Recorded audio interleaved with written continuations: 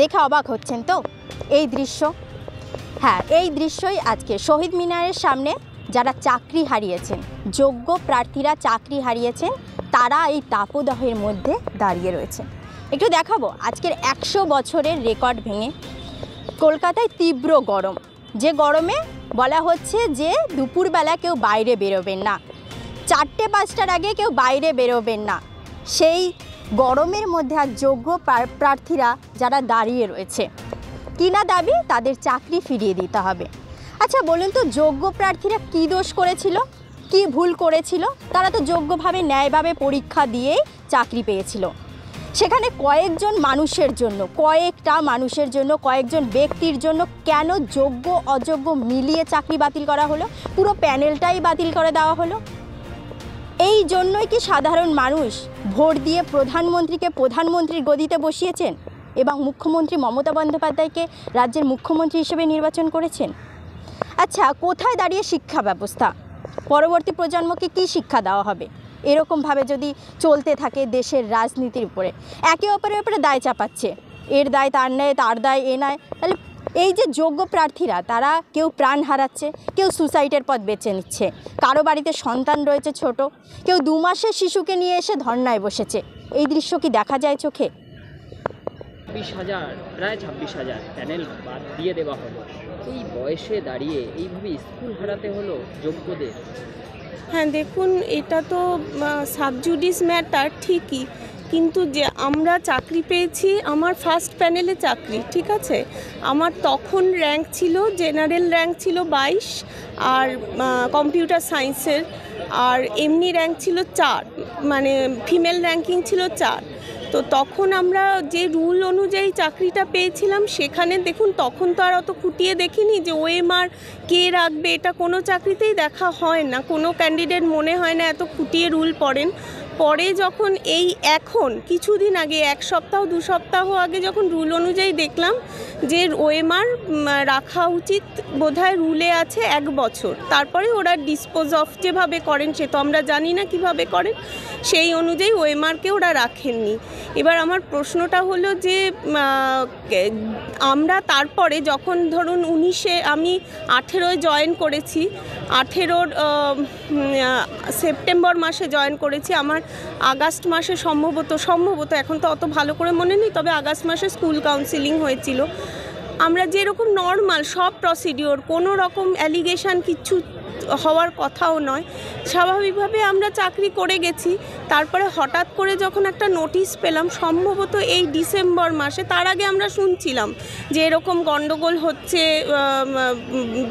বঞ্চিত চাকরি প্রার্থীরা করেছেন, মামলা করেছেন, এবং সেই মামলার ভিত্তিতে আমরা এসএসসির যখন তালিকা ওয়েবসাইটে আপলোড করা হলো, তখন আমরা দেখলাম যে 2টো তালিকা আমরা পেয়েছিলাম।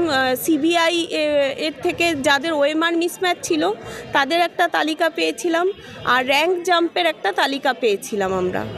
সেই 2টো তালিকা আমার কাছেও আছে, নিশ্চয়ই অন্যান্য ক্যান্ডিডেটদের কাছেও করা আছে, সেভ করা আছে, এবং সিবিআই এসএসসি ওয়েবসাইটেও নিশ্চয়ই আছে। তো আমরা স্বাভাবিকভাবেই যখন আমাদের কাছে নোটিশ এলো, সেই নোটিশে বলা হলো যে কেউ যদি কিছু, আমরা যা বুঝেছি নোটিশটা পড়ে, যে কেউ যদি কিছু জানে তাদেরকে, মানে এই মানে যারা আর কি অভিযুক্ত প্রার্থী এরা ছাড়া বাকিদেরকে নোটিশ দেওয়া হলো যে আপনাদের এটা লিটিগেশনে আছে, আপনারা যদি কিছু জানেন এ সম্বন্ধে কোর্টকে জানাতে পারেন, কোর্ট যদি অ্যাপ্লিকেশান গ্র্যান্ট করে তবেই আমরা জানাতে পারবো। তো সেক্ষেত্রে দেখুন, তখন আমরা জানি যে আমরা যোগ্য প্রার্থী, আমাদের কোনো তালিকাতেই কোনো নাম নেই, হ্যাঁ, এবং সিবিআই যে ওএমআরের ভিত্তিতে এদেরকে মিসম্যাচ বলে এদের নাম দিয়ে, রোল নাম্বার দিয়ে ওয়েবসাইটে আপলোড করেছে, তার মানে নিশ্চয়ই এসএসসি এবং সিবিআই দুজনের কাছেই তথ্য আছে যে কারা যোগ্য, এটাও আমরা জানি। ফলে আমরা জানি যে রায় হলেও আমরা যারা যোগ্য, যাদের কোনো রকম অভিযোগ নেই যাদের সম্বন্ধে, তারা কখনোই এই লিটিগেশনে পড়ব না, এটাই অন্তত লজিক্যালি আমরা তাই বুঝেছিলাম। এরপরে যখন রায়টা বেরোলো তখন সত্যি আমরা একদম বিভৎস অবস্থায় পড়েছি দিদি। মানে একজনের শুধু তার ক্ষেত্রে সত্যি যুক্তি আছে, তিনি একজন ক্যান্সার পেশেন্ট, আমাদের সত্যি সহানুভূতি আছে তার উপরে, কিন্তু শুধু তো একজনের চাকরির ওপরে যেখানে গোটা সংসার নির্ভরশীল সেখানে তার একটা ছেলে মেয়ে থাকতে পারে, যেমন আমার নিজেরই একটি মেয়ে আছে, তাদের পড়াশুনো, তাদের যে মেনটেনেন্স, এক ধাক্কায় আমি একটা পিজি পোস্টের টিচার, এক ধাক্কায় আমাদের যে বেশ ভালো অঙ্কের একটা মাইনে সেটা বন্ধ হয়ে গেলে, আর যেখানে কোনো আলাদা আর্নিং মেম্বার নেই।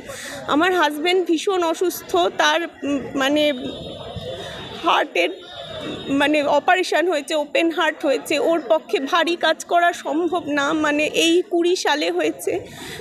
আমার কোনো জায়গায় ফার্স্ট ক্লাস ছাড়া নেই, স্টার ছাড়া নেই।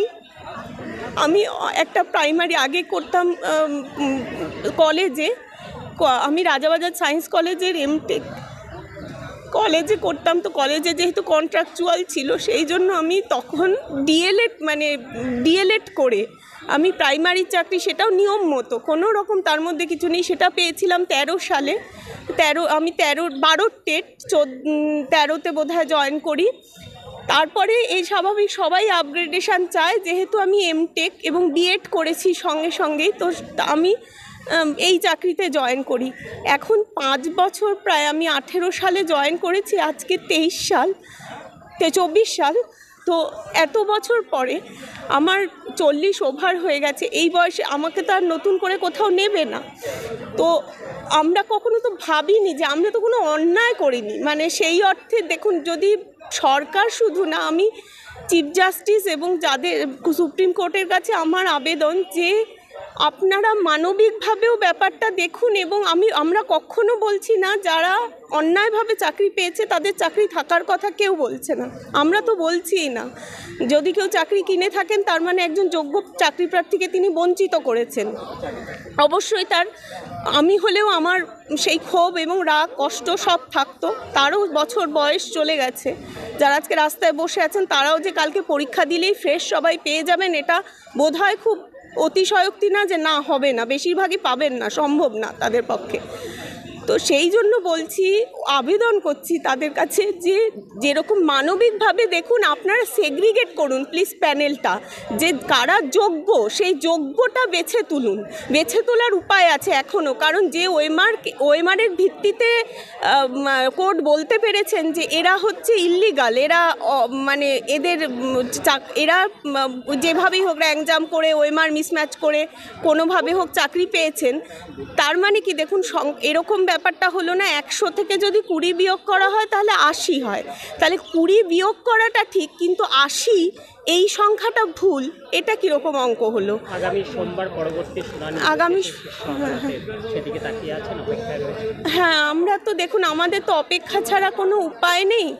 আমরা সত্যি কথা বলতে কেউ তো আর মানে, যেমন ধরুন খবর পাচ্ছি, সত্যি মিথ্যে জানি না, বিভিন্ন মানে সংবাদপত্র থেকেই খবর পাচ্ছি যে একজন সুইসাইড করেছেন অলরেডি, আরেকজন দেখানো হলো যে তিনি বিধবা হয়ে গেছেন, মানে তার হাজব্যান্ডের মানে প্রচণ্ড শরীর খারাপ হয়ে মারা গেছেন। এই খবর পাওয়ার পরে তিনি বোধহয় গ্রুপ ডি স্টাফ বা গ্রুপ সি এই অবস্থাতে এসছেন। আরেকজনতে দেখলাম যে তিনি পক্ষাঘাতগ্রস্ত, তার চিকিৎসাই সম্ভব না। তো আমরা আবেদন করছি যে আমরা তো অনেকের সঙ্গে আমাদের গুলিয়ে দিয়ে চলবে না। আমরা টিচার, এতদিন সম্মানের সঙ্গে টিচিংটা করেছি, এত বছর ধরে পড়াচ্ছি, আমরা কি করব?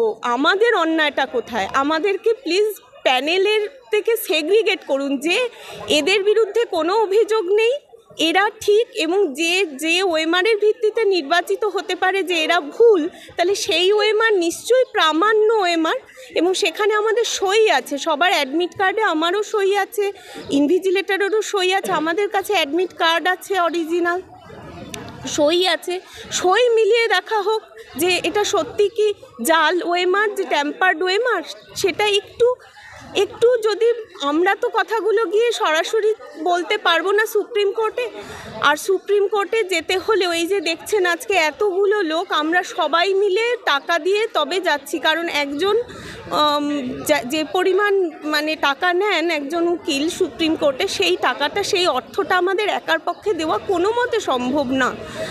তো এতগুলো লোকের কথার মধ্যে যাদেরকে আলাদা করার তাদের চাকরি ওনারা তো নিয়েছেনই, সেটা তো মানে তাদের প্রাপ্য ছিল, কিন্তু যাদের এটা প্রাপ্য ছিল না, হ্যাঁ অনেকে বলছেন যোগ্যরা মায়া কান্না কাঁদছেন, কিন্তু সত্যি বিশ্বাস করুন আমরা মায়া কান্না কাঁদছি না। আজকে আমাদের অবস্থাটা যদি তাদের বাড়িতে কেউ থাকতো তাহলে বুঝতে পারতেন যে কতটা ক্রিটিক্যাল। মানবিক দিক থেকে দেখুন এবং লজিক্যালিও দেখুন, যুক্তিগতভাবে দেখুন, আমরা যুক্তিগতভাবে কোথাও কোনো অন্যায় করিনি, দুটো দিক থেকেই। আমার নাম সুদেশনা মুখার্জি, নমস্কার।